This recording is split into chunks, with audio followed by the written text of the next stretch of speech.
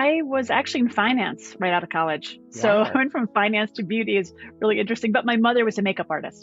So I learned a lot Ah, from her about makeup artistry and color. And again, I was this tomboy, but I still loved makeup.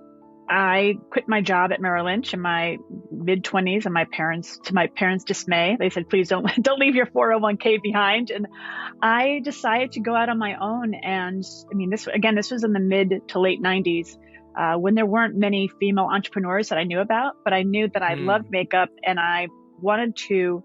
Let me backtrack a little bit. When I was working at Merrill mm. Lynch, night and on the weekends, I was interning everywhere I could to learn about makeup application for magazines, for photo shoots, for concerts. And I was just doing everything I could for free just to learn about what it was like to be on set. And I fell in Mm. love with the process of photo shoots. And again, I was doing the makeup artistry, or I was just carrying the makeup for people, or cleaning the carpets, or Huh. carrying coffee. I didn't care. I just wanted to be a part of the process so I could learn and build up a portfolio of work of things I used to work on. What drew you to After that? I think I've always loved artistry. I loved art, and Mm, I've mm. always loved art. And even as a child, I was always in sculpture class or art class and drawing and sculpting and pastels. And I love artistry. And Okay. so Okay. I thought of it, I guess, as a form of artistry. And Yeah. then I was able to start painting the faces. Then I was called to do some concerts at the time. It was like 98 Degrees and Jessica Simpson and Molly. Wow. Oh my gosh, I've forgotten. Not Molly. Anyway, there are lots of actors and actresses and singers I started to work with. And that's when I quit Okay. Merrill Lynch and I was doing a lot of makeup artistry for TV production and movie production. And I started making makeup for women. There were these things Mm, that you could buy that you could actually mix makeup for people. So I go like back in like mm, mm. Avon back in the days, I would go home to home and start whipping up makeup for people in their kitchens.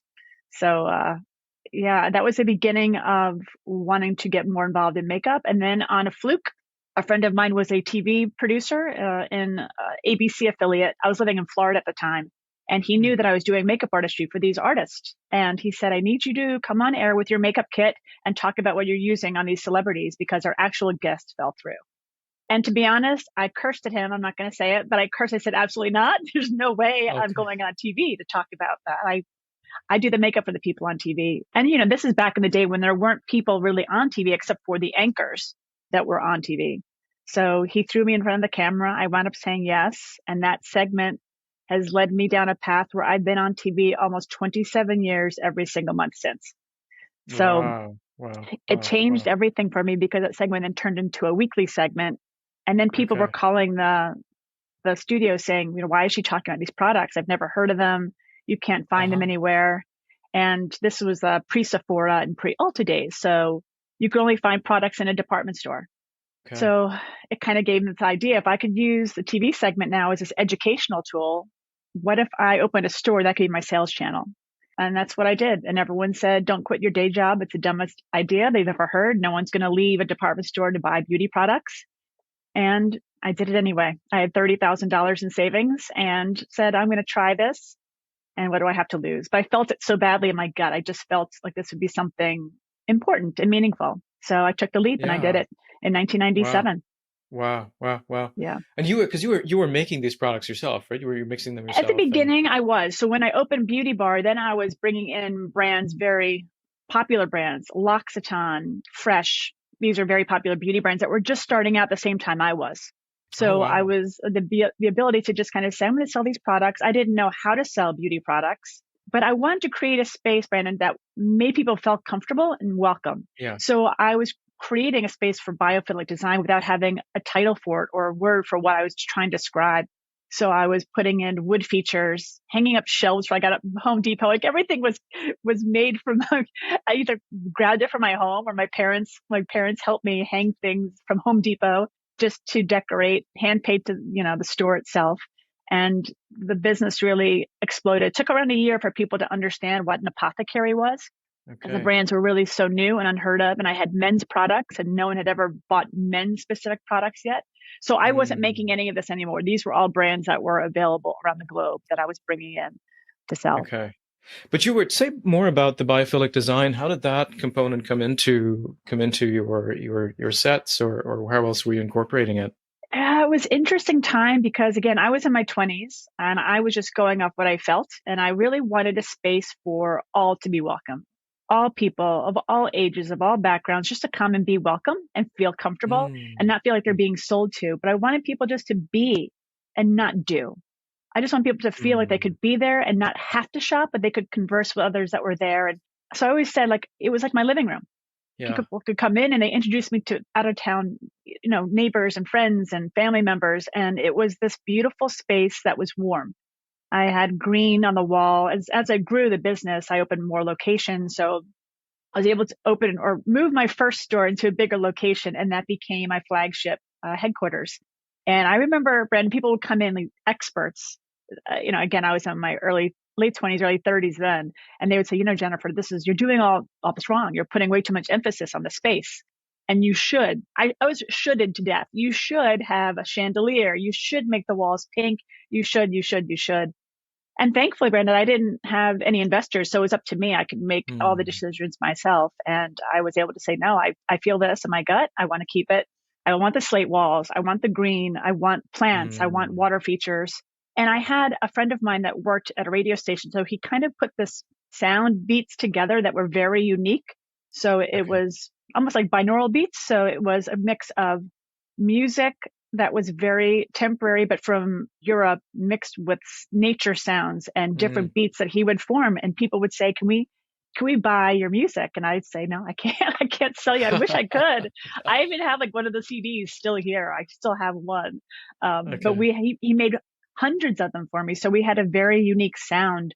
And of course, Wow. the flagship was across the street from the beach. So we had the ocean air coming in and the scent, and it was Mm. very sensorial. The experiences were Wow. very sensorial, and every event that we threw was mixed with, if we were selling fragrances, like could we mix that with chocolates and wine that would pair with the Mm. fragrance that we were selling? So it was just a Wow. really beautiful, because I realized, Brandon, it wasn't about what I was selling. It was more Uh-huh. about how people felt in Yeah. the space, in themselves, the beauty of experiencing the beauty around them, really, and being witness to how people felt in their own skin when they felt comfortable with my staff, with me, with the neighbors that they would be there with, their pets. I felt very like it was a welcoming place for all.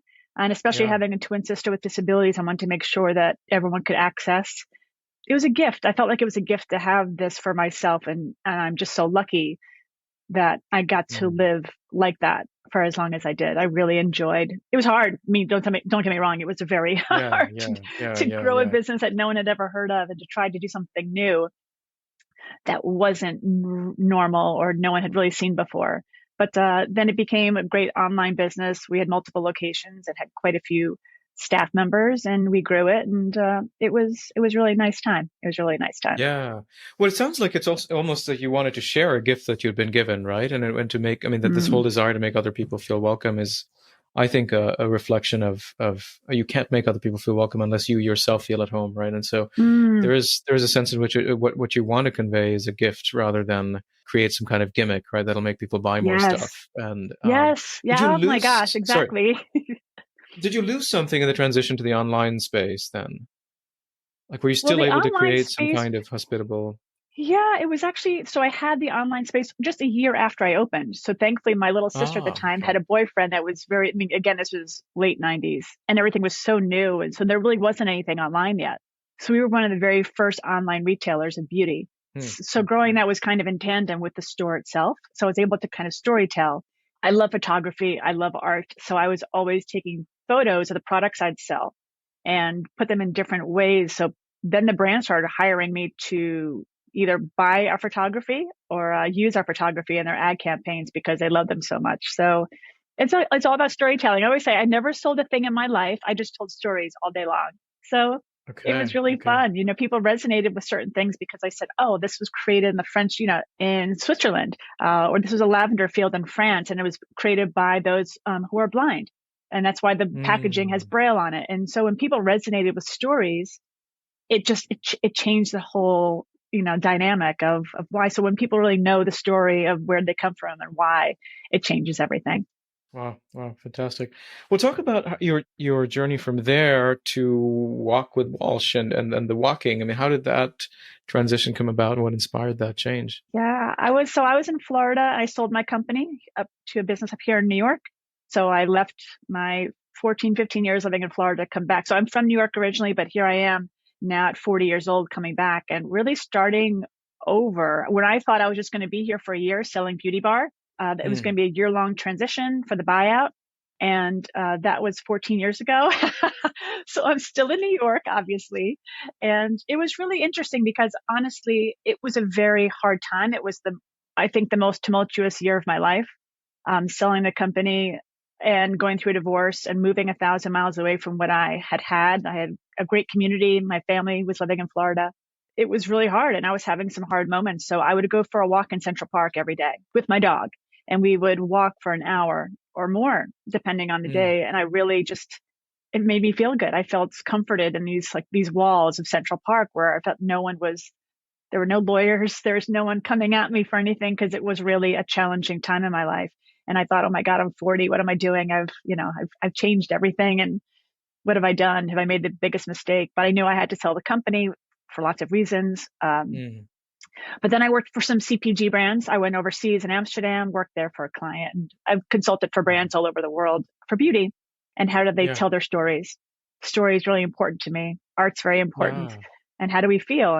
And I always felt like the brands that are really, they're they're really committed to something beautiful more than just selling a product. How do we Mm. make people feel about where they are in their lives? So what happened was I Mm. was in Central Park a lot during that year and people kept saying, how are you getting through this really challenging time? Like, what kind of drugs are you taking? And I always said Mm. it was nature. Nature was healing me Mm. just by the walking, just by being Mm. there and being witness to the snow and the beautiful change that I was experiencing because here I am walking through life in this new way, without my family next to me, not without my husband, my stepchild, my immediate family, and getting new Mm. friends and getting my feet acclimated to this new place that was my old place, which is home. That kind of opened the door of like how good I felt. And then oddly enough, a Facebook Live came out and I'd already been doing Uh-huh. TV for so long. I thought, oh my gosh, I can have interviews with people in Central Park as we walk and talk about their stories. And what was really interesting was every person I talked to, we were talking about nature connection and being a healthy leader, but every single person I interviewed said, this feels so good. I never get outside. And I thought, Wow. we're talking about being a healthy leader. You're talking about nutrition and stress and cortisol levels and all these Mm. things, but nature's never part of that conversation. So I thought, okay, there's something to this. And I jumped in head first, 2016, 2017, and the rest is kind of history. I've Wow. been Wow. down this path now, really educating myself as much as I can and researching as much as I can. And then trying to share that because once you learn, you can't unlearn the power of Yeah. beauty in a way that you're Yeah. witnessing beauty. Like it's not just the product. So I realized Yeah. beauty has always been at this core for me to really help people experience the beauty of the natural world around us, no matter where we are, no matter what Mm. kind of hardship you're going through. There is profound, oh God, moments that just take your breath away if you let it. If you just Yeah. feel the gift of grace within you to give yourself permission just to be there in that moment in time. Yeah. Yeah. No, that's absolutely true. I recently organized a retreat and we were in the hill country of Texas and Mm, the thing that it occurred to me to start with was to immerse ourselves in this experience of givenness. Like we didn't put this here. There's a way in which the natural world is, and we're part of nature. We like to separate ourselves and pretend we're not part of it, mm-hmm. but we are nature, and but we've built all these mechanisms to alienate ourselves from it.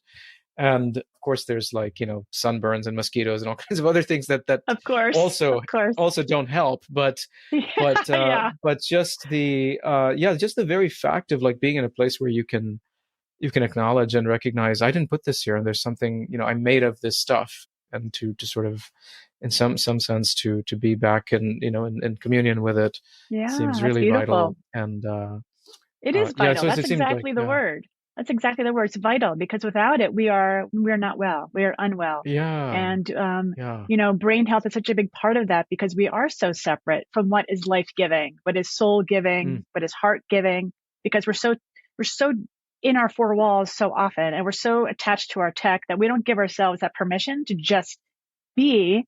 And I talk about this all the time to friends of mine, to mm, strangers. and how hard it is for people just to be quiet.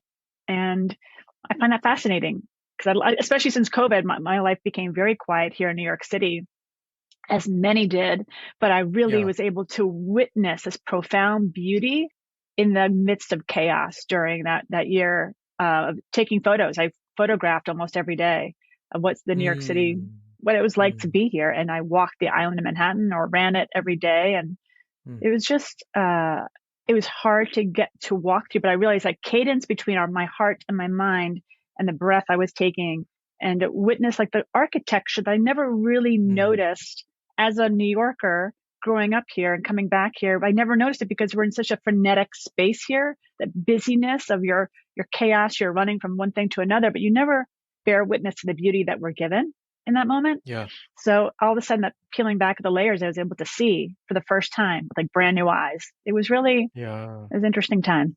Wow. Wow. Tell us about the wellness walks. What exactly do y'all do?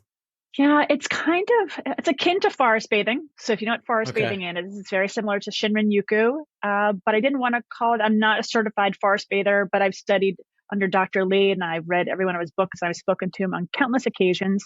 Mm, Dr. Lee is the one who really studied forest bathing, Shinrin-yoku, and what happens to the human body when we're exposed to certain terpenes. And I was really fascinated by his work, but I didn't think forest bathing was the right word for me to use. Again, because I'm not certified, but also I knew that my clientele is mostly here in New York City.